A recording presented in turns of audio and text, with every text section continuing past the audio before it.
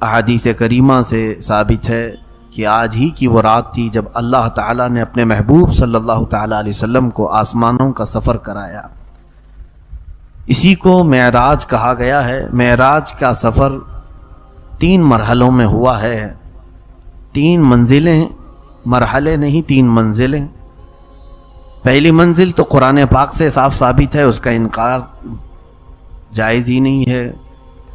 اللہ نے فرمایا پاک ہے وہ ذات جس نے اپنے بندے خاص کو رات کے ایک حصے میں مسجد حرم سے مسجد اقصی تک کا سفر کرایا۔ یہ قرآن پاک سے ثابت ہے، یہ سفر مسجد حرم سے لے کر مسجد اقصی تک کا سفر۔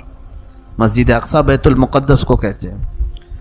دوسرا سفر ہے بیت المقدس سے لے کر آسمانوں کا سفر، جس میں پہلا آسمان، دوسرا آسمان، تیسرا، چوتھا، پانچواں، چھٹا، ساتواں آسمان، حتیٰ کہ سدرۃ المنتہا تک کا سفر، جس میں جبرائیل امین علیہ السلام ساتھ رہے۔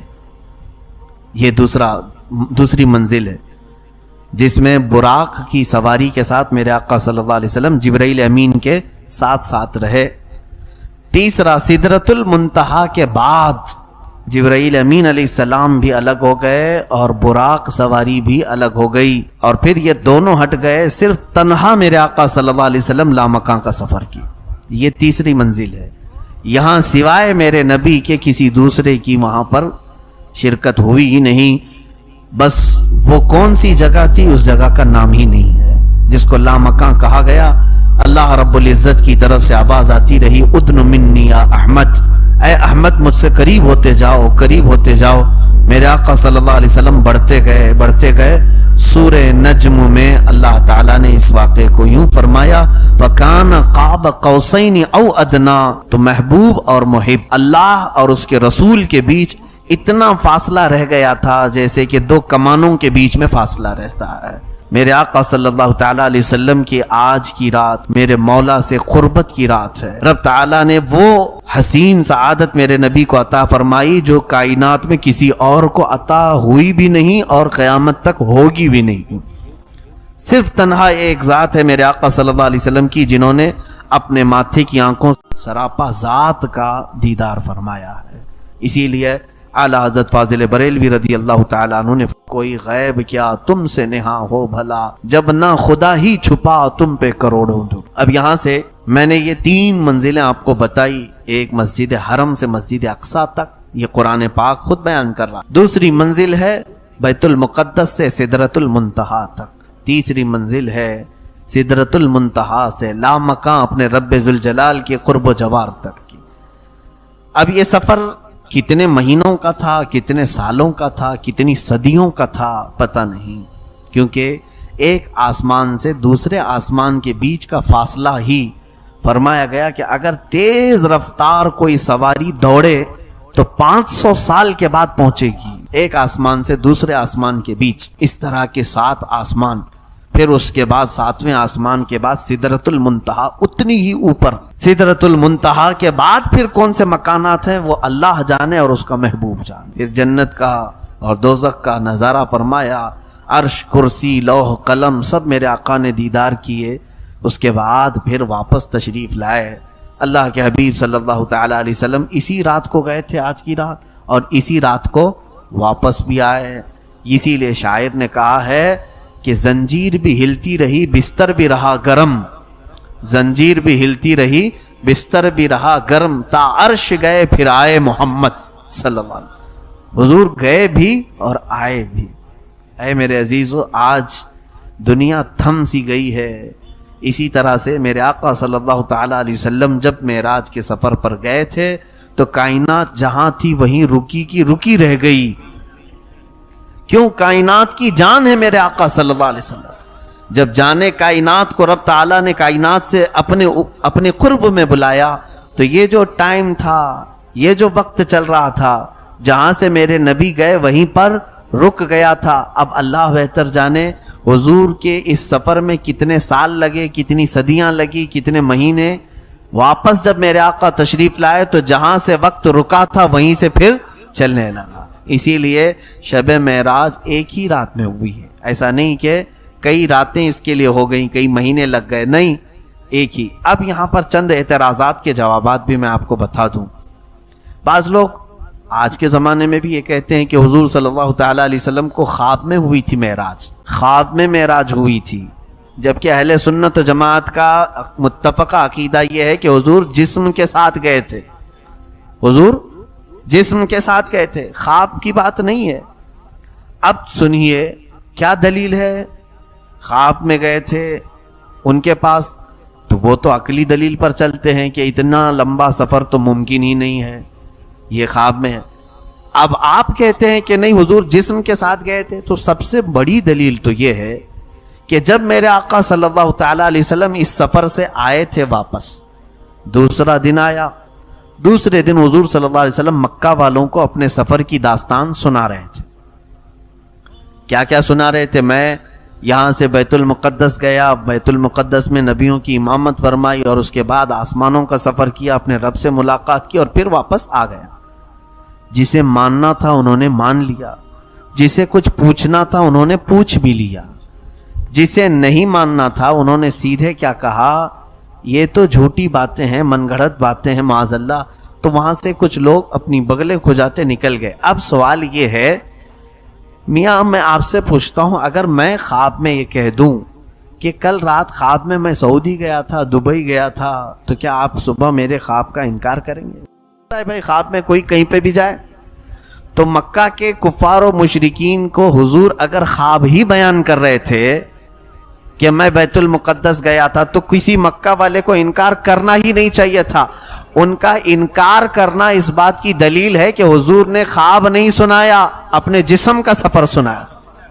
انہوں نے اپنے جسم کا سفر سنایا تھا. انکار ان کافروں کا اس بات کی دلیل ہے کہ میرے آقا صلی اللہ تعالیٰ علیہ وسلم اپنے خواب کی بات نہیں بتا رہے تھے. میاں تم خواب کی بات کر رہے ہو، یہ تو میرے آقا صلی اللہ تعالیٰ علیہ وسلم کو زندگی پاک میں جسم کے ساتھ ایک بار معراج ہوئی، خواب کی تو تعداد ہی نہیں کہ کتنی بار ہوئی. خود میرے آقا فرماتے ہیں کہ یطعمنی ربی ویسقینی من الجنت وانا نائم، جب بھی میں سوتا ہوں میرا رب جنت سے مجھے کھلاتا پلاتا ہے. تو میرے حضور کی ہر نیند جو ہے معراج ہے، وہ اپنے رب تبارک و تعالیٰ کے حضور پہنچتے. خواب کی بات تو ہے ہی نہیں. اگر خواب والی معراج کی بات کہیں تو حضور صلی اللہ تعالیٰ علیہ وسلم کی تو ویسے روز معراج تھی. جسم کے معراج کی بات تھی تو وہ شب معراج آج کی یہ رات 26ویں رجب کے بعد 27ویں جو شب آئی، عزیزان گرامی وقار، یہ معراج کے سلسلے میں جو اللہ تبارک و تعالیٰ نے میرے نبی کو جس شان سے بلایا، آیتیں پڑھو تو سمجھ میں آتا ہے. دیکھیں اللہ اپنے حبیب پاک صلی اللہ تعالیٰ علیہ وسلم کا کیسے سفر کا اہتمام فرما رہا ہے. پہلی تو بات یہ ہے کہ اسی رات کو کیوں ہوئی، اس کے متعلق مفسرین فرماتے ہیں کہ حضور کو آج ہی کی رات معراج کیوں ہوئی، آج اللہ نے اپنے پاس کیوں بلایا. ہوا یہ تھا کہ میرے آقا صلی اللہ تعالیٰ علیہ وسلم روزانہ اسلام کی تبلیغ فرماتے تو کوئی نہ کوئی اسلام ضرور قبول کرتا.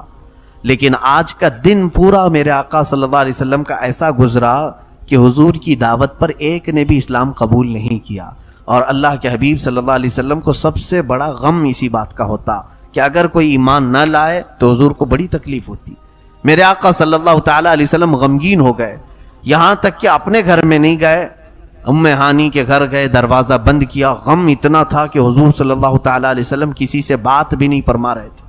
کہا دروازہ بند کرو اور میں آرام کرتا ہوں. کبیدہ خاطر تھے میرے آقا صلی اللہ علیہ وسلم. جب لوگوں کو منع کر دیا، حتیٰ کہ ایک روایت میں حضرت فاطمہ کو دروازے پر کھڑا کر دیا کہ کسی کو آنے نہ دینا، کسی سے ملاقات نہیں کرنی آج. یہ رات آج میرے آقا صلی اللہ تعالیٰ علیہ وسلم غمگین ہو کر کے سوئے. میاں ہم اور آپ جب غمگین ہوتے ہیں تو سوچتے ہیں کہ کوئی تفریح کر لیں، کہیں پر چہل قدمی کر لیں، جا کر کے ٹہل کر کے آ جائیں تاکہ دل بہل جائے. لیکن اللہ کا محبوب جب غمگین ہوتا ہے تو مولا تعالیٰ ان کے دل بہلانے کے لیے سیدھے انہیں جنت کے نظارے کرواتا ہے، انہیں جنت کی طرف بلاتا ہے. آؤ محبوب، تمہارا دل آج ملول ہے، آج تمہارا غم کا یہ غم کی تمہاری کیفیت اللہ رب العزت کو گوارا نہیں ہے. سفر معراج پر بلایا، کس انداز سے بلایا؟ جبرائیل امین کو بھیجا، وہ بھی اس طرح سے کہ جبرائیل جا کر سیدھے جگہ نہ دینا، بلکہ اپنی پیشانی محبوب کے قدموں پہ لگانا۔ حضور اکرم صلی اللہ تعالی علیہ وسلم جبرائیل امین کے آتے ہی قدموں پر ٹھنڈک محسوس کیا، بیدار ہوئے، پوچھا کیا بات ہے جبرائیل، اس طرح کا آنا ہوا؟ جبرائیل امین نے عرض کیا آقا رب تبارک و تعالیٰ آپ کو اپنے قرب میں بلا رہا ہے، دعوت آئی ہے۔ اللہ کے حبیب صلی اللہ علیہ وسلم اٹھے، وہاں سے مسجد حرم میں گئے۔ مسجد حرم میں جانے کے بعد حضور صلی اللہ علیہ وسلم کا سینہ مبارکہ چاک کیا گیا، اور اس کے بعد آپ کا قلب مبارک نکال کر زمزم کے پانی سے جبرائیل امین نے دھویا۔ اس میں کچھ تشت سے وہ جنت سے کچھ چیزیں لائی تھی، وہ انڈیل دیا۔ حضور پاک صلی اللہ علیہ وسلم کے قلب مبارک کو پھر سینے پر رکھا گیا، اس کو شق صدر کہتے ہیں۔ اور اس کے بعد پھر ایک سواری تھی جبرائیل امین جو ساتھ لے کے آئے تھے، جس کو براق کہتے ہیں۔ حضور صلی اللہ علیہ وسلم سے آپ نے عرض کیا آقا اس سواری پر سوار ہو جائے۔ کہاں کے لیے؟ کہا اب آپ آسمانوں کا سفر کریں گے، اس سواری پر سفر ہے۔ تو حضور اکرم صلی اللہ علیہ وسلم کو جبرائیل امین نے جو سواری پر چڑھنے کا عریضہ پیش کیا، یہ براق کے متعلق روایت میں ہے جہاں تک نظر جاتی ہے وہاں اس کا پہلا قدم پڑتا تھا۔ یہاں سے اگر تم آسمان تک دیکھ رہے ہو تو اس کا پہلا قدم، اس کی رفتار اندازہ نہیں کر سکو گے، کرنٹ سے بھی زیادہ تیز رفتار براق۔ اس سواری پر میرے آقا صلی اللہ تعالی علیہ وسلم سوار ہوئے، اور اس کے بعد یہاں سے لے کر کے جبرائیل امین کہاں گئے؟ سیدھے بیت المقدس گئے۔ بیت المقدس میں میرے آقا صلی اللہ علیہ وسلم فرماتے ہیں میں نے دیکھا پہلے سے وہاں انبیاء اکرام کی صفیں لگی ہوئی تھی، آدم علیہ السلام سے لے کر کے عیسیٰ علیہ السلام تک، حضور تک جتنے بھی نبی آئے سب کے سب نبی بیت المقدس میں جمع تھے۔ میرے آقا صلی اللہ تعالیٰ علیہ وسلم ان نبیوں کے بیچوں بیچ جب تشریف لے گئے تو سبوں نے میرے آقا کو آگے مصلی امامت پر بڑھایا۔ اللہ کے حبیب صلی اللہ علیہ وسلم جب مصلی امامت پر کھڑے ہوئے تو حضرت ابراہیم علیہ السلام کھڑے ہوئے اور سارے نبیوں کو ایک خطبہ دیا جس میں میرے نبی کی شان بیان کی، اور اس کے بعد پھر ان کے بعد حضرت موسیٰ علیہ السلام کھڑے ہوئے، پھر اکثر انبیاء اکرام نے حضور صلی اللہ علیہ وسلم کی شان میں خطبے بیان کیے، اپنے اپنے قصیدے بیان کیے، پھر میرے آقا صلی اللہ تعالی علیہ وسلم نے ان نبیوں کی امامت فرمائی، ان نبیوں کی امامت فرمائی، وہی اول وہی آخر وہی ظاہر وہی باطن، وہی قرآن وہی فرقان وہی طٰہٰ وہی یاسین۔ میرے آقا صلی اللہ تعالی علیہ وسلم وہ اول بھی ہیں آخر بھی ہیں، سارے نبیوں کے امام وہی ہیں۔ عزیزان گرامی، رسول پاک صلی اللہ تعالی علیہ وسلم یہاں سے پھر آسمانوں کا سفر کی۔ اتنے سے مختصر سفر کے لیے اللہ نے جو لفظ بیان فرمایا، میں آپ کو اس کو بڑے پیارے انداز میں عرض کیا ہے۔ حکیم الامت علامہ احمد یار خان نعیمی رحمۃ اللہ علیہ نے 15ویں پارے کی شروع کی آیت سبحان الذی، یہ سفر کا لفظ کہاں سے شروع ہوتا ہے؟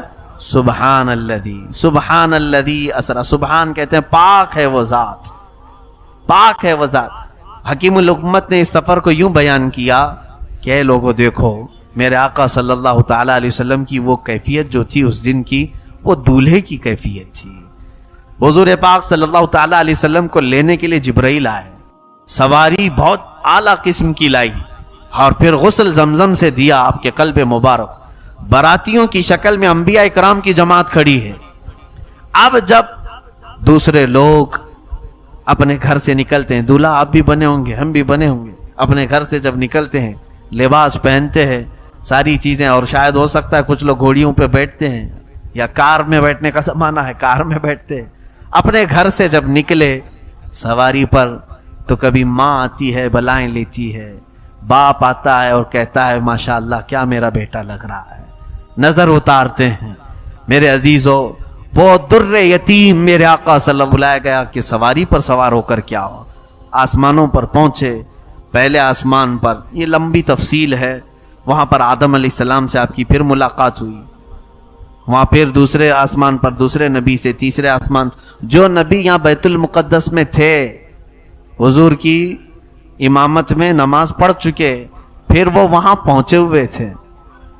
اب ایک سوال آتا ہے کہ آپ کہتے ہیں کہ بیت المقدس میں حضور نے سارے نبیوں کو نماز پڑھائے، اور پھر یہاں سے نکلے، پہلے آسمان میں آدم علیہ السلام سے ملاقات ہوئی، دوسرے آسمان میں نوح علیہ السلام سے، تیسرے آسمان میں ادریس علیہ السلام، چوتھے آسمان میں حضرت یوسف علیہ السلام، تیسرے آسمان میں، چوتھے آسمان میں عیسیٰ علیہ السلام. اس طرح انبیاء اکرام سے ملاقات کرتے رہے. مجھے یہ بتائیں کہ یہ انبیاء حضور سے پہلے کیسے گئے وہاں پر؟ وہ تو یہاں پر امامت میں جماعت میں تھے. تو حضور پاک صلی اللہ تعالی علیہ وسلم کی اس امامت میں جماعت میں وہ شریک بھی رہے. اس کا جواب مفسرین نے یوں فرمایا، بات در حقیقت یہ ہے کہ حضور صلی اللہ تعالی علیہ وسلم دولہے کی شکل میں تھے، اور دولہے کی سواری بڑی آرام سے جاتی ہے، اور براتیوں کو انتظام کے لیے کبھی پہلے پہنچنا ہوتا ہے، تیزی سے وہ جا کر کے استقبال کے لیے کھڑے ہو جاتے ہیں. تو حضور کی وہ براق کی سواری پوری اپنی رفتار سے نہیں، بلکہ وہ اپنی شان کے ساتھ جیسے دولہے کو لے جاتی ہے اس طرح سے وہ جا رہی تھی. اور اندازہ کرو وہ انبیاء اکرام کی رفتار اتنی ہے، تو پھر اگر میرے نبی کی پوری رفتار ظاہر ہو جائے تو اس رفتار کو کون پا سکے گا؟ عزیزان محترم، حضور پاک صلی اللہ تعالی علیہ وسلم کے معراج کے سفر کی گتھیاں سلجھانا معمولی بات نہیں ہے. سیدھے اس کا جواب ایک ہی ہے. بعض لوگ اگر کنفیوژن ہے کہ اتنا لمبا سفر، بیت المقدس میں اتنے نبیوں سے ملاقات، ساتوں آسمان، یہ سب چیزیں نہیں سمجھ میں آتا، عقل میں نہیں آتی بات. بہت سارے لوگ یہ سمجھتے ہیں. پہلی بات تو یہ ہے کہ مسلمان اگر ایسی بات کہے تو اسے سمجھا دیں، میاں یہ میرے آقا صلی اللہ علیہ وسلم کا معجزہ ہے. معجزہ اس کو کہتے ہیں جو عام لوگوں کی عقل میں نہ آئے. اگر تیری عقل میں آ جاتا تو معجزہ کیسے ہوتا؟ حضور صلی اللہ تعالی علیہ وسلم نے انگلی کے اشارے سے چاند کے ٹکڑے کی، یہ تیرے ذہن میں آ گیا؟ سمجھ میں آیا کوئی کر سکے گا؟ حضور نے ڈوبے ہوئے سورج کو پلٹایا، کیا یہ تمہاری سمجھ میں آ گیا؟ حضور صلی اللہ علیہ وسلم نے اپنی انگلیوں کے بیچ سے پانی کے فوارے جاری فرمائے، کیا یہ تمہاری سمجھ میں آ گیا؟ تو جب یہ معجزات سمجھ میں نہیں آئے تو معراج کیسے سمجھ میں آئے گی؟ یہاں پر صرف صدیق کا وہ ایمان چاہیے. حضرت ابوبکر صدیق رضی اللہ تعالیٰ عنہ کو جب حضور صلی اللہ علیہ وسلم نے یہ سنایا، میرے عزیزو، حضور سیدنا ابوبکر صدیق نے حضور سے پہلے نہیں سنا اس واقعے کو، ابو جہل سے پہلے سنا انہوں نے. آپ سفر سے آ رہے تھے، ابو جہل بیچ راستے میں پکڑ لیا اور کہا ابوبکر ایک شخص مکہ میں آیا، یوں کہہ رہا ہے کہ رات کو یہاں سے فلسطین گیا تھا، بیت المقدس، پھر واپس آ گیا. آسمانوں کی بات اس نے نہیں کی. ابو جہل نے حضرت ابوبکر کو پکڑ کے ابوبکر صدیق سے پوچھا کیا ایسا ہو سکتا ہے؟ حضرت ابوبکر نے کہا ایسا ایک رات میں کون جا کے آ سکتا ہے، نہیں ہو سکتا. تو ٹھٹا مار کر کے ہنسنے لگا. کہا دیکھ میں کہتا نہیں تھا کہ وہ ایسی ہی بکواس کرتا ہے، معاذ اللہ رب العالمین. حضور کے بارے میں اول فول بکنے لگا اور کہا ابوبکر یہ کوئی اور نہیں محمد کہہ رہے ہیں. حضرت ابوبکر صدیق جلال میں آئے، کہا او کمبخت، اگر وہ اس سے بھی بڑی بات کہیں گے تب بھی میں یقین کروں گا. تو یہاں سے بیت المقدس کی بات کر رہا ہے، وہ اس سے بھی بڑی بات کریں گے تو میں ایمان لے آؤں گا. اگر انہوں نے کہا یہ ایمان ہونا چاہیے. میرے آقا صلی اللہ علیہ وسلم نے جب فرما دیا میں نے سفر کیا، تو تم اپنی عقل کے گھوڑے مت دوڑاؤ کہ کیسے کیا ہوگا. تم اپنے اعتبار سے انہیں سوچ نہیں سکتے. ہم جو چیزیں کر رہے ہیں اس کے اوپر حضور صلی اللہ علیہ وسلم کو ناپ نہیں سکتے. یہ بات سمجھ کر کے چلے. اللہ کے نبی کی ذات اور ہے، تم عام انسانوں کی ذات اور ہے. اس کے علاوہ سب سے بڑی بات تو یہ ہے کہ حضور صلی اللہ تعالی علیہ وسلم خود گئے تھوڑی نہ. تم اگر معراج کا انکار کر رہے ہو تو گویا کہ اللہ کا انکار کر رہے. اللہ فرما رہا ہے میں لے گیا، اللہ لے گیا ہے. تو جس میں رب تبارک و تعالیٰ یہ فرما رہا ہے کہ پاک ہے وہ ذات جو اپنے بندے خاص کو لے گیا، تو اللہ لے گیا ہے تو تمہیں درد کس بات کا؟ کیا اللہ تعالیٰ کی بھی قدرت کا انکار کرتے ہو؟ رب تبارک و تعالیٰ کی طاقت کا بھی انکار کرتے ہو؟ آج وہ بدبخت لوگ جو بدعقیدہ ہیں میرے آقا کے معراج کے سفر کا انکار کرتے ہیں، ان کے لیے میں کہہ رہا ہوں جس نے حضور کے معراج کے سفر کا انکار کیا اس نے خدا کی شان اور اس کی قدرت کا انکار کیا. کیونکہ اللہ نے فرمایا اللہ لے گیا ہے، تو تمہیں اس بات کا کیا درد ہے کہ اللہ جسے جہاں چاہے لے جائے. اب سنیے اس سفر پاک کی اور آخری باتیں. میں آج مختصر کرتا ہوں اس چیز کو. رسول پاک صلی اللہ تعالی علیہ وسلم جب یہاں سے نکلے 7ویں آسمان تک، سدرۃ المنتہا، یہ خانہ کعبہ کے اوپر حضرت جبرائیل علیہ السلام کا وہ مقام، آخری مقام، ایک بیت المعمور بھی ہے، اوپر بہت ساری چیزیں ہیں، وہ ابھی بیان میں لا نہیں سکوں گا۔ جبرائیل امین وہاں پہنچ کر کے کہنے لگے یا رسول اللہ صلی اللہ علیہ وسلم اب اس کے آگے میں نہیں جا سکوں گا، میری حد یہیں تک کی ہے، مجھے یہیں تک آنے کی اجازت ہے۔ وہ جبرائیل جو سید الملائکہ، سارے فرشتوں کے سردار، حضرت جبرائیل علیہ السلام اگر اپنی اصلی شکل میں آئیں تو یہ پوری دنیا صرف ان کے پروں سے بھر جائے گی، اتنے طاقتور فرشتے۔ باقی سارے فرشتوں کی بات الگ ہے، حضرت جبرائیل علیہ السلام کی بات الگ۔ وہ طاقتور، بہت ہی پاورفل فرشتہ حضرت جبرائیل علیہ السلام، جن کی رفتار کو نہیں جان سکتے آپ۔ اندازہ کرو کہ ابراہیم علیہ السلام اپنے بیٹے اسماعیل علیہ السلام کی گردن پر چھری رکھ چکے ہیں، چھری رکھ چکے ہیں، اور چھری کے چلنے میں کتنا ٹائم لگتا؟ سیکنڈوں میں بھی نہیں۔ چھری یوں رکھی، یوں چلانا ہے۔ اس چلانے سے پہلے جبرائیل علیہ السلام جنت سے زمین تک آ چکے تھے۔ یہ رفتار جبرائیل امین کی ہے۔ توجہ چاہتا ہوں، جبرائیل کی طاقت کیوں میں بتا رہا ہوں، عرض کرتا ہوں۔ یوسف علیہ السلام کو ان کے بھائیوں نے کنویں میں پھینکا، واقعہ معلوم ہے؟ حضرت یوسف علیہ السلام کو ان کے بھائیوں نے یوں پکڑا اور کنویں میں یوں دھکیل دیا۔ کنواں بہت بڑا بھی نہیں تھا، بہت بڑا بھی نہیں تھا، لیکن ایک چیز کو جب اوپر سے گرایا جائے تو کتنی دیر میں وہ کنویں میں گرے گی؟ گھنٹہ لگے گا اس کو؟ منٹ لگیں گے؟ سیکنڈ بھی نہیں لگیں گے۔ اس میں بھی حدیث پاک ہے، یوسف علیہ السلام کو ان کے بھائیوں نے اوپر سے دھکا دیا، یوسف علیہ السلام کنویں کے اوپری حصے پانی پر آنے سے پہلے جبرائیل امین جنت سے نیچے آ چکے تھے اور اپنے ہاتھوں سے انہیں پکڑ کر کے ایک کونے پر بٹھا بھی چکے تھے۔ ابراہیم علیہ السلام کو نمرود نے آگ میں پھینکا، منجنیق میں ڈال کر کے پھینکا، اور وہ اتنی تیز توپ یہاں سے اڑے تو فوراً ادھر جائے، بندوق کی گولی۔ ابراہیم علیہ السلام کو آگ کے اوپر جیسے ڈالا گیا، میرے خیال سے وہ سب سے تیز رفتار کی منجنیق تھی اس زمانے۔ ابراہیم علیہ السلام آگ میں پہنچے بھی نہیں تھے اس وقت، جبرائیل امین علیہ السلام اپنے رب سے بات کر رہے ہیں اس وقت سدرۃ المنتہا پہ، سدرۃ المنتہا پہ اللہ سے بات کر رہے ہیں جب ان کو منجنیق سے پھینکا گیا۔ رب نے فرمایا جبرائیل جاؤ میرے بندے سے پوچھو کہ کوئی حاجت ہے۔ ان کے آگ میں پہنچنے سے پہلے ہی جبرائیل امین آ چکے تھے آگ کے پاس۔ کتنی تیز رفتاری، سمجھ گئے؟ اس تیز رفتاری کا بادشاہ سید الملائکہ جبرائیل امین جہاں جا کر کہتا ہو یا رسول پاک اب میری طاقت کے بعد آپ کی طاقت کی شروعات ہے، اس رسول پاک کی تیز رفتاری کو کون پہنچ سکتا ہے؟ میں نے اتنی باتیں جو جبرائیل امین کے متعلق بتائی، وہ جبرائیل کیا کہہ رہے میرے نبی سے سدرۃ المنتہا جانے کے بعد، اگر یکسر موئے برتر پرم فروغ تجلا بسوزت پرم۔ فارسی میں شیخ سعدی فرماتے ہیں ایک بال کے برابر بھی اگر میں اوپر چلا جاؤں، اللہ کی تجلی کے جلال سے میرے پورے پر جل جائیں گے، یہاں سے میں نہیں جا سکوں۔ اب اندازہ کرو میرے آقا صلی اللہ تعالیٰ علیہ وسلم کو میرے مولا نے کون سی طاقت عطا فرمائے۔ نادان میرے نبی کو زمین پر چلتا پھرتا دیکھ کر کے اپنے جیسا بشر کہنے لگ گئے، اپنا بڑا بھائی کہنے لگ گئے۔ تمہیں اندازہ نہیں، جبرائیل نے کبھی نہیں کہا میں نبی کو میرے جیسا، بلکہ جبرائیل امین ایک بار میرے آقا کے حضور حاضر ہوئے اور کیا کہا جانتے ہیں؟ جس کو شاعر نے اپنے فارسی کے شعر میں یوں کہا ہے، آفاق ہا گردیدہ ام بسیار خوباں دیدہ ام۔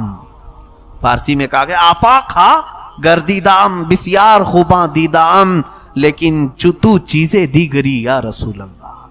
میں نے بہت کائنات کو دیکھا ہے، بہت سارے آسمانوں کا، میں نے بہت ساری دنیاؤں کا سفر کیا ہے اور بہت اچھے اچھے لوگوں کو دیکھا ہے۔ جبرائیل کہہ رہے ہیں مگر یا رسول اللہ آپ چیز ہی الگ ہو، آپ کی کیفیت ہی الگ ہے۔ جو جبرائیل حضور کو اپنا برابر نہیں کہہ سکے، یہ آج کے دوسرے کسی کھیت کی مولی بھی نہیں ہے، وہ اگر اپنے نبی کو کہیں کہ ہمارے جیسے ہی تھے، کھاتے پیتے تھے، بازاروں میں گھومتے پھرتے تھے، معاذ اللہ رب العالمین، برابری کرنے چلنے والا، یہ کبھی کیوں نہیں سوچتے؟ حضور کو یہ کہتے ہیں ان کی بھی ایک ناک تھی، دو آنکھ تھے، حضور صلی اللہ علیہ وسلم کے بھی دو کان تھے، سب ہمارے بھی۔ ایک ظالم ایسے بھی کہہ رہا تھا تو ہم تو اس کو یہ کہتے میاں تو حضور کو صرف دیکھا، تو یہ کیوں نہیں کہتا کتے کی بھی ایک ناک ہوتی ہے، دو آنکھ ہوتی ہے، دو کان ہوتے ہیں، تو یہ کیوں نہیں کہتا کتا بھی تیری طرح، تو کتے کی طرح ہے؟ تشبیہ تو یہاں پر بھی تو دے سکتا ہے۔ صرف آنکھ اور کان اور یہ ساری چیزیں ہو جانا یہ تشبیہ کی بات ہے؟ اس رسول پاک صلی اللہ تعالی علیہ وسلم کے بارے میں تم بات کر رہے ہو جس کے متعلق احادیث کریمہ یہ ہے جن کے تھوک میں بھی اللہ نے شفا رکھی ہے، جن کے پسینے مبارکہ کو عنبر اور مشک سے زیادہ حسین ترین خوشبوؤں میں رکھا ہے، اس رسول پاک صلی اللہ علیہ وسلم کے متعلق کبھی بھی زبان درازی نہ کرے۔ اب رہی بات میرے آقا صلی اللہ تعالی علیہ وسلم کے معراج، اب یہاں سے سدرۃ المنتہا کے بعد جو مقامات تھے اللہ رب العزت کے حضور جو میرے آقا گئے، اللہ اکبر، وہ کیفیت کو ہم بیان نہیں کر سکتے، وہ کیسی تھی، وہ کون سی جگہ تھی، اور میرے رب کو میرے آقا نے کیسے دیکھا۔ حضور صلی اللہ علیہ وسلم سے پوچھا بھی صحابہ نے تو حضور نے اتنا کہا میں نے میرے رب کو بہت حسین شکل میں دیکھا، لیکن کوئی چہرہ ایسا تھا یا کوئی ہاتھ تھا، کوئی پیر تھا، معاذ اللہ، اللہ کے لیے کوئی جسم ثابت نہیں کر سکتے۔ یہ بھی یاد رکھیں آپ، اللہ کا کوئی جسم ہم ثابت نہیں کر سکتے، کیونکہ جو تمہارے عقل میں آ جائے وہ خدا نہیں ہے۔ اللہ رب العزت کو کوئی احاطہ نہیں کر سکتا، وہ سب کو احاطہ کیا ہوا۔ اب یہاں سے میرے آقا صلی اللہ تعالی علیہ وسلم فرماتے ہیں مجھے آواز آئی اپنے رب کی طرف سے، اے احمد قریب آؤ، اے احمد قریب آؤ، اے احمد قریب آؤ۔ میرے آقا کا آسمانوں میں احمد نام ہے، زمینوں میں محمد نام، احمد بلایا جا رہا تھا۔ اس کے بعد رب تعالیٰ سے آپ قریب ہوتے گئے، قریب ہوتے گئے۔ حضور صلی اللہ علیہ وسلم فرماتے ہیں رب ذوالجلال نے اپنے دست قدرت کو میرے سینے پر رکھا، جس کی ٹھنڈک میں نے محسوس کی، اور میں نے دیکھا زمین کے سارے خزانے میرے سامنے کھلے ہوئے تھے، میں نے آسمانوں اور زمینوں کی ساری چیزیں دیکھ لیں، اسی وقت میں نے پوری کائنات کو دیکھ لیا۔ اللہ رب العزت جس کے سینے پر دست قدرت رکھے، اب اس سے کون سی چیز چھپی رہے گی؟ اسی لیے میرے عزیزو ہماری یہ محفل بھی میرے آقا کی نظروں سے چھپی ہوئی نہیں ہے۔ اللہ نے اپنے رسول کو وہ طاقت و قوت اور تصرف عطا فرمایا۔ اب اندازہ کریں حضور پاک صلی اللہ علیہ وسلم فرماتے ہیں اب جو راز و نیاز کی باتیں ہوئیں اللہ اور اس کے محبوب کے درمیان، اس کی ساری تفصیلات تو ہیں نہیں۔ اللہ تبارک تعالیٰ نے اپنے نبی سے کیا باتیں فرمائی، بہت ساری باتیں تھیں، لیکن جو امت کے لیے تھی وہ اہم باتیں تھیں۔ حضور پاک صلی اللہ تعالیٰ علیہ وسلم کو اس وقت میرے رب نے ایک آپشن دیا، اختیار دیا۔ ویسے تو خود اللہ نے بلایا ہے، آج میرے آقا جو مانگتے وہ مل جاتا، اور ملا بھی۔ اندازہ کرے حضور صلی اللہ علیہ وسلم سے رب تعالیٰ یہ فرما رہا ہے اے محبوب آج تمہاری کوئی حاجت ہو تو بیان کر دو۔ اگر رسول پاک صلی اللہ علیہ وسلم، کیونکہ میرے آقا نے کبھی یہ نہیں کہا کہ مولا مجھے اب کسی چیز کی حاجت نہیں، بلکہ ہمیشہ ہم تیرے محتاج ہی ہیں۔ یہ وہ زمانہ تھا جب مکہ والے ستا رہے تھے، یہ وہ زمانہ تھا جب مکہ والے صحابہ کو گھسیٹا کرتے تھے، حضور پر سوشل بائیکاٹ کے قانون لگائے تھے، بہت ساری پابندیاں کی تھی، پریشان کیے ہوئے تھے۔ میرے آقا صلی اللہ تعالیٰ علیہ وسلم اللہ تعالیٰ سے یہ عرض کرتے کہ مولا یہ ساری کلفتیں آزاد ہو جائیں، مکہ میں بڑا محل مل جائے، عیش سے میرے سارے ساتھی میرے صحابہ زندگی گزارے۔ حضور صلی اللہ تعالیٰ علیہ وسلم سے جب رب تعالیٰ نے فرمایا اے محبوب آج تمہاری کوئی حاجت ہے تو بیان کرو، میرے آقا صلی اللہ علیہ وسلم نے فرمایا مولا ایک حاجت ہے میری، ایک حاجت ہے میری۔ تو رب نے فرمایا کہو میرے محبوب۔ میرے آقا نے عرض کیا مولا میری امت کی بخشش میرے حوالے کر، میری امت کو میرے حوالے کر دے۔ رب حب لی امتی، جس کا مطلب یہ ہوتا ہے حب لی، مجھے دے دے میری امت۔ تو نہ بھولا ہم غریبوں کو رضا، یاد اس کی اپنی عادت کیجیے۔ تو نہ بھولا ہم غریبوں کو رضا، یاد اس کی اپنی عادت کیجیے۔ جانتے ہیں آپ آج اسی شب معراج کے واقعے کو ہم نمازوں میں ادا کرتے ہیں، التحیات ہم پڑھتے ہیں، التحیات للہ والصلوات والطیبات، اس کا مجموعہ پورا فقہا نے فرمایا جب نبی اوپر جا رہے تھے میرے رب کے حضور تو یہ پڑھتے ہوئے جا رہے تھے التحیات للہ والصلوات والطیبات، جس کا مطلب ہوتا ہے تمام پاکیاں اللہ تیرے لیے، تمام ستھرائیاں تیرے لیے، ساری تعریفیں تیرے لیے۔ جب حضور نے یہ جملہ فرمایا تو رب تعالیٰ نے جواب میں یوں فرمایا السلام علیکہ ایھا النبی ورحمۃ اللہ وبرکاتہ۔ دیکھیں سلام کون کر رہا ہے؟ میرے نبی کو اللہ خود فرما رہا ہے اے نبی تم پر سلامتی ہو اور اللہ کی رحمت اور اس کی برکت۔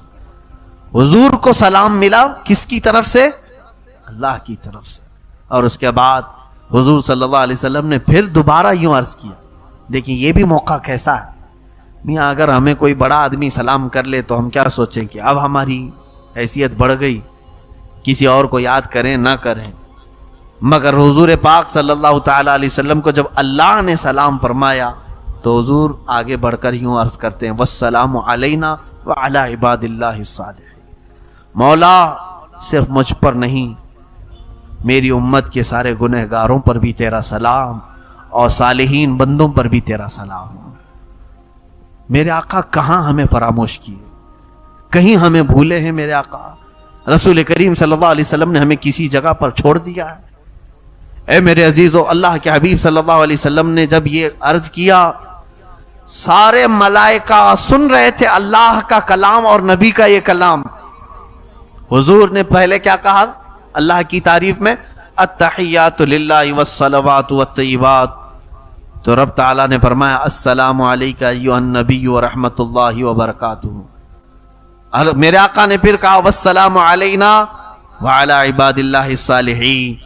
تو یہ دونوں کے کلمے سننے کے بعد فرشتوں نے کہا اشہد ان لا الہ الا اللہ واشہد ان محمدًا عبدہ ورسولہ، ہم گواہی دیتے ہیں کہ اللہ کے سوا کوئی معبود نہیں، اور ہم گواہی دیتے ہیں کہ محمد صلی اللہ علیہ وسلم اللہ کے بندے اور اس کے رسول ہیں۔ یہ اگر کوئی اتحیات کا اتنا ٹکڑا بھی پڑھ لے تو اسے معراج سمجھ میں آ جائے گی، معراج کا سفر اس کے اندر۔ ہم نمازوں میں اتحیات میں بیٹھے تو یہ منظر تصور میں لے کے آنا چاہیے، یہ منظر تصور میں لے کے آئیں کہ رسول پاک نے یہ جملے ادا کیے تھے، پھر میرے مولا نے اپنے نبی کو سلام کیا تھا، اور اس کے بعد میرے آقا نے ہم غریبوں کو یاد کیا تھا، پھر فرشتوں نے سب شہادت بیان کی تھی، ہم بھی کیوں نہ فرشتوں کی شہادت بیان کریں۔ میرے عزیزو، رسول پاک صلی اللہ تعالی علیہ وسلم جب وہاں سے چلنے لگے تو رب تبارک و تعالیٰ سے آپ نے ایک سوال کیا، مولا مجھے تو نے انعام میں یہاں تک بلایا۔ دیکھیں کہاں کہاں حضور پاک ہمارا خیال فرماتے ہیں کہ سب یہاں تک آ نہیں سکیں گے، سب تیرے دربار تک یہاں تک نہیں پہنچ سکیں گے، میں جاؤں گا تو میری امت مجھ سے بار بار تیرے بارے میں پوچھے گی، اور وہ پوچھیں گے کہ یا رسول پاک آپ تو پہنچ گئے، ہم کیسے جا سکیں گے؟ اے اللہ میں اپنی امت کو کیا بتاؤں؟ توجہ، رب تعالیٰ نے فرمایا اے محبوب میں ایک تحفہ تمہاری امت کو دیتا ہوں، اگر وہ اس پر عمل کرے گی تو ہر سجدے میں انہیں معراج ہوگی، وہ ہے نماز کا تحفہ۔ اللہ رب العزت نے 50 نمازیں فرض کی امت محمدیہ پر، کہا کہ رسول یہ لے جائیں 50 نمازیں اپنی امت کو پڑھنے کا حکم فرمائیں۔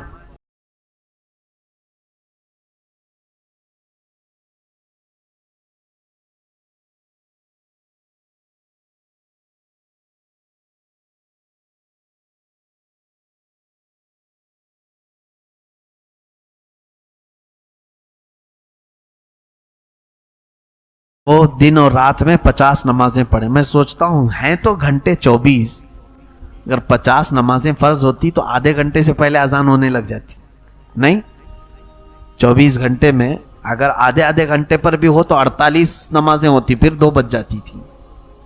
50 نمازیں 24 گھنٹے میں کیسے ادا کرتے؟ بڑا مسئلہ تھا۔ اللہ رب العزت نے بھی ظاہر سی بات ہے وہ بندوں پر عسر تکلیف تو نہیں چاہتا، حرج میں نہیں ڈالتا، مولا اتنا ہی دیتا ہے حکم جتنا بندے اٹھا سکتے۔ تو جب یہ آدھے گھنٹے میں نماز، ہر آدھے گھنٹے میں کہاں سے آئے گا بندہ؟ رب بھی جانتا ہے، لیکن پھر فرض کیا کیوں؟ اس کی بڑی حکمت ہے۔ حضور صلی اللہ علیہ وسلم وہ 50 نمازیں لے کر کے آئے، یہ کسی آسمان پر حضرت موسیٰ علیہ السلام سے ملاقات ہوئی.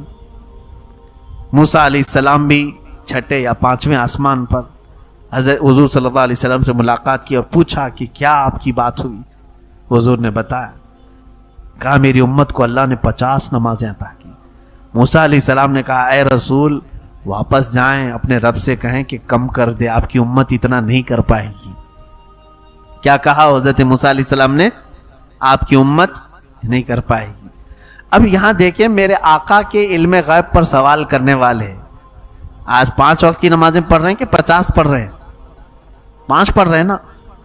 موسیٰ علیہ السلام کو یہ کیسے معلوم تھا کہ امت 50 نہیں پڑھ پائے گی؟ جب موسیٰ علیہ السلام کو یہ غیب کا علم تھا تو میرے نبی کو کتنا غیب کا علم ہوگا. موسیٰ علیہ السلام ہی نے تو کہا. حضور صلی اللہ علیہ وسلم گئے رب تعالیٰ سے عرض کیا مولا اس میں کچھ کم کر دے. 5 کم ہوئی، 45 لے کر آئے. پھر موسیٰ علیہ السلام نے روکا، کہا اور کم کرائے. 9 مرتبہ حضور کا جانا آنا ہوا ہے. کتنی مرتبہ؟ 9 مرتبہ حضور صلی اللہ علیہ وسلم رب تعالیٰ کے حضور جاتے، کم کراتے آتے. اب یہاں پر بھی بعض مفسرین نے لکھا ہے کہ ایک ہی بار میں ڈائریکٹ 45 کم کرا کے آ جاتے. اللہ کو بھی معلوم ہے جب حضور صلی اللہ تعالیٰ علیہ وسلم 5 لے کر کے آئے تھے، 45 گھٹ گئی، کتنی بچی؟ 5.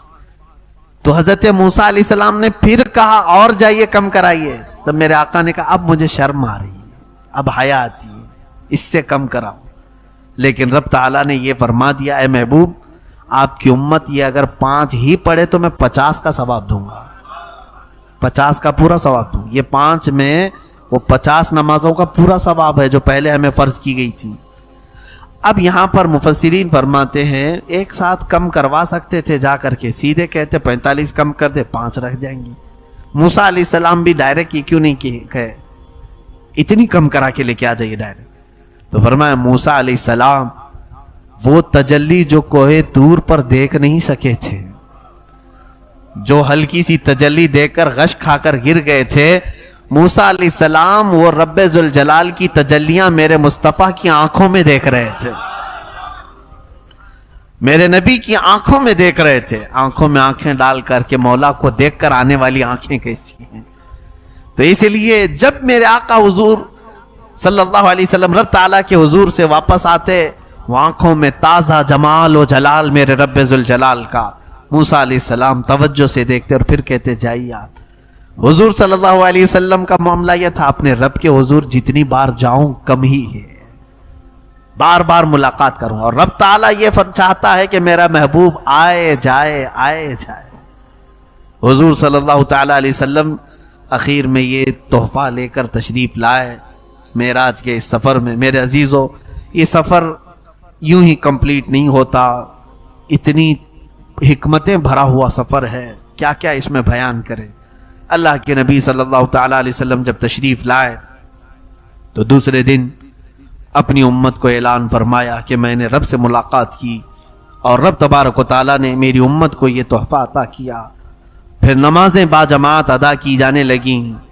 اے میرے عزیزو آج یہ جو نمازیں ہیں یہ اس معراج کا سب سے بڑا پیغام ہے، سب سے بڑا پیغام ہے. اور شب معراج منانے والے رات بھر بیٹھ کر عبادت کرنے کے لیے آج کئی لوگ آ جاتے ہیں، نوافل پڑھتے رہتے ہیں. شب معراج نوافل کا پیغام دینے والی رات نہیں، فرض نمازوں کی پابندی کرانے کا نام شب معراج ہے. اللہ تبارک و تعالیٰ کا یہ ہدیہ ہے، تحفہ ہے امت مصطفیٰ کے لیے. اور وہ آج امت محمدیہ صلی اللہ علیہ وسلم پیٹھ پیچھے پھینک چکی ہے. نمازوں سے اس قدر غفلت ہے، آج ایسا لگتا ہے کہ لوگوں پر ابھی نماز فرض ہوئی نہیں. میرے عزیزو اچانک موت کا اعلان آ جائے گا. قیامت کے دن فرمایا گیا روز محشر کے جاں گداز بوت، اولین پرسش کے نماز بوت. وہ قیامت کا دن جو جان پگھلا دینے والا ہوگا، سب سے پہلا سوال تمہاری نمازوں کے بارے میں ہوگا، جس کی جتنی نمازیں ہیں. اور میرے آقا صلی اللہ علیہ وسلم فرماتے ہیں حساب کتاب میں سب سے پہلے تمہارے یہ نہیں پوچھا جائے گا کہ کتنا کھایا، کتنا پیا، کہاں کہاں پیسہ خرچہ کیا، کیسے کمایا. یہ نہیں، سب سے پہلے تمہاری نمازوں کا سوال ہوگا.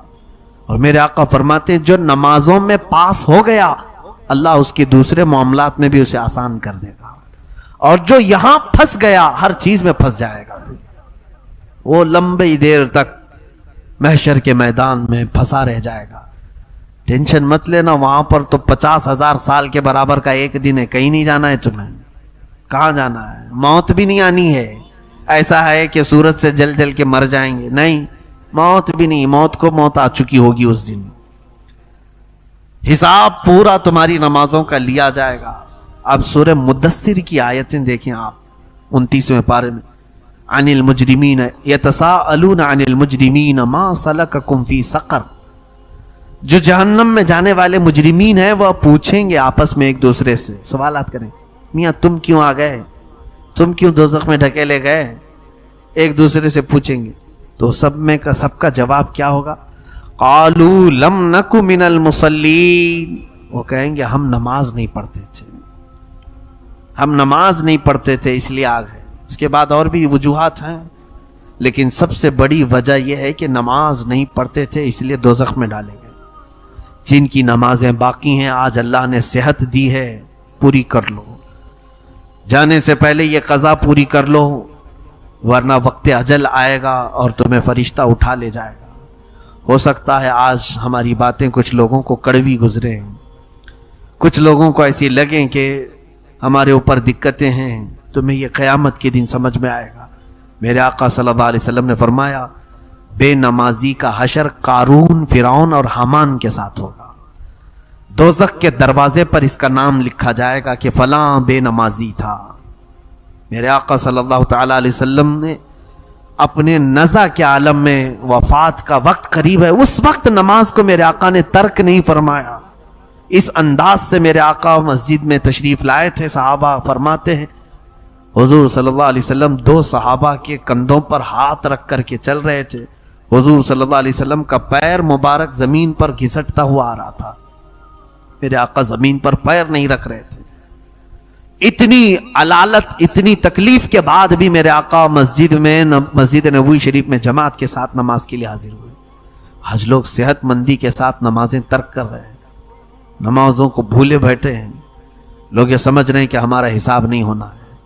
عزیزان گرامی وقار، یہ آج معراج کے متعلق جو کچھ بھی میں بیان کیا وہ آغاز باب تھا۔ میں نے برکت کے لیے آج یہ چیزیں رکھی ہیں۔ میرے مصطفیٰ کریم صلی اللہ علیہ وسلم کا عظیم سفر ہے، اور یہ سفر ہم بیان کرتے رہتے ہیں صرف اس لیے کہ ہمارے نئے بچوں میں میرے آقا کا سفر یہ منتقل ہوتا جائے، بعد میں کوئی ہمارے ان بچوں کے ذہنوں کو خرید کر کے یہ نہ کہے کہ یہ سب من گھڑت کہانیاں تھیں، کوئی ہمارے بچے کو بہکا نہ سکے، دھوکہ نہ دے سکے۔ اس لیے میرے عزیزوں اپنے بچوں میں یہ منتقل کرتے جاؤ سفر معراج کو، میرے نبی کیسے گئے تھے معراج میں۔ اسی لیے میں بارہا کہتا ہوں بچوں کو اگر سکھانا ہے تو اتنا ہی سکھا دو، 5 حرف والا معراج ہے، کتنے؟ میم عین را الف جیم، 5 ہی حرف والا معراج۔ بچوں کو رٹا کر کے یاد کرا دو، ان سے اتنا ہی کہو۔ ہمارے استاد نے ہمیں بتایا تھا بچوں کو یہ کہو معراج کی میم یہ بتاتی ہے کہ محمد کو معراج ہوئی صلی اللہ علیہ وسلم۔ کس کو معراج ہوئی؟ میم یہ بتاتی ہے کہ محمد کو معراج ہوئی۔ عین، اس کے بعد سیکنڈ حرف کیا آ رہا ہے؟ عین۔ عین یہ بتاتا ہے کہ عرش پر گئے تھے۔ اس کے بعد 3rd نمبر پر آ رہا ہے را۔ را یہ بتاتی ہے کہ رات کو گئے تھے۔ پھر 4تھے نمبر پر الف ہے۔ الف یہ بتاتا ہے اللہ کے پاس گئے تھے۔ آخر میں جیم آ رہا ہے۔ جیم یہ بتاتا ہے جسم کے ساتھ گئے تھے۔ اتنا بھی اگر بچوں کو بتا دیں یہ 5 محمد صلی اللہ علیہ وسلم عرش پر گئے تھے، رات کو گئے تھے، اللہ کے پاس گئے تھے، جسم کے ساتھ گئے تھے، اتنا ہی پورا اس میں شامل ہو گیا۔ اپنے بچوں کو منتقل کرتے رہیے سفر معراج، اس لیے کہ بعد کے زمانے میں کہیں ایسا نہ ہو کہ کچھ بد عقیدہ ان سے ہمارے عقائد کو چھین نہ لے، ہماری روایات کو ختم نہ کر لے۔